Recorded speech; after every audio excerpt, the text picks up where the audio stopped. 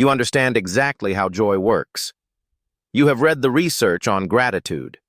You know what the studies say about flow states, about hedonic adaptation, about the neuroscience of happiness. And somehow, knowing all of it makes it harder to feel any of it. This is the specific curse of the highly analytical mind, not ignorance, awareness. The ability to see through every experience before you have finished having it. To deconstruct beauty in the moment of encountering it. To reach for satisfaction and feel it dissolve. Not because it was not there, but because some part of your mind was already cataloging why it would not last. The Bible has a word for that dissolution. It is the Hebrew word hebel. And the man who gave us that word spent his entire life trying to outsmart it, and failed more thoroughly than anyone who has ever tried. Ecclesiastes is not like the rest of Scripture. It does not open with faith. It opens with a confession. Vanity of vanities, all is vanity. Or more accurately, vapor of vapors. Everything is vapor. Hebel does not mean worthless. It means what happens when you close your fist around a cloud. It is there, and then it is not, and your hand is empty. The writer, the teacher traditionally understood as Solomon, was not a pessimist by default. He was the most resourced intellectual in history. He had wisdom beyond any of his contemporaries. He had wealth, influence, architecture, vineyards, servants, musicians, a pleasure garden, and the capacity to pursue any experience he chose. And he pursued all of them, deliberately, systematically. He was running the most expensive psychological experiment in the ancient world. What does it take to finally feel enough? The results were unambiguous. Wisdom increased his sorrow. Pleasure left him hollow. Achievement felt like chasing wind. Laughter he called foolishness. And great works, the buildings, the gardens, the accumulated legacy. He examined them and found that his hands had grasped hebel. Vapor. Modern psychology has a name for the mechanism Solomon was running into. Hedonic adaptation. The tendency of the human brain to return to a baseline level of satisfaction regardless of what is acquired or achieved. The promotion arrives. The relief lasts 3 weeks. The goal is reached. The joy is genuine, but brief. The relationship that was supposed to complete something doesn't. Not because these things are not real, but because the brain recalibrates around them faster than we expect. For most people, this is a mild disappointment. For the highly analytical mind, it is a trap that seals itself, because the intellectual does not just experience hedonic adaptation, they see it coming. They know, before the achievement arrives, that it will not hold. They have read enough, observed enough, thought enough, to understand precisely why satisfaction will dissolve before it has fully landed. And that knowledge does not protect them. It simply moves the disappointment earlier in the sequence. Ecclesiastes 1:18 states it plainly. With much wisdom comes much sorrow. The more knowledge, the more grief. This is not anti-intellectualism. It is a clinical observation. Greater awareness reveals more problems than you can solve, more injustice than you can fix, more suffering than you can reach, more evidence that the world is not arranged the way it should be. And the mind that was designed to find patterns finds, with increasing precision, every reason why joy is premature. There is a second layer to this that Solomon documents with uncomfortable clarity. He tried not just wisdom and achievement, he tried pleasure. Deliberately and thoroughly.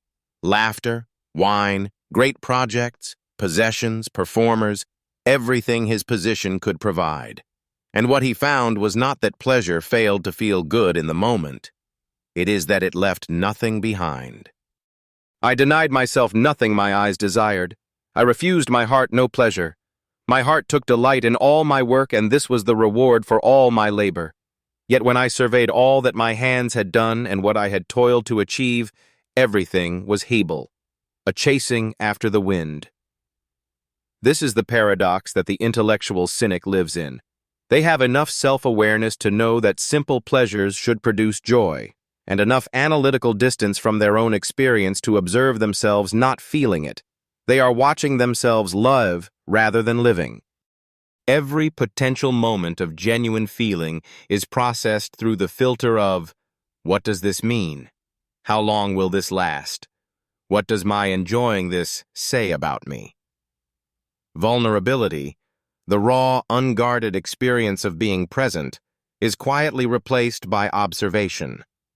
And joy, which requires presence, cannot survive being observed from a safe analytical distance.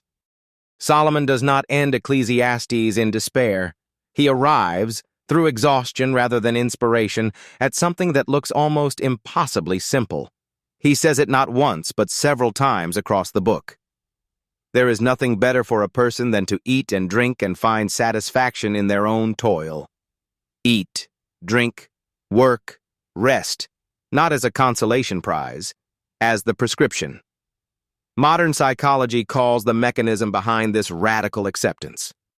It is the therapeutic practice, developed most formally in acceptance and commitment therapy, of releasing the demand that the present moment be different from what it is.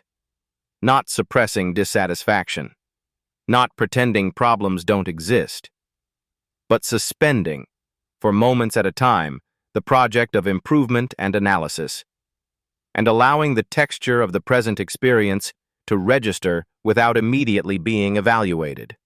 Research on gratitude by Robert Emmons at the University of California demonstrates something counterintuitive. Gratitude does not work by finding things that are objectively good and feeling appropriately thankful for them. It works by training the attentional system, teaching the brain to notice what is already present before the analytical reflex moves to what is wrong, what is missing, what is impermanent.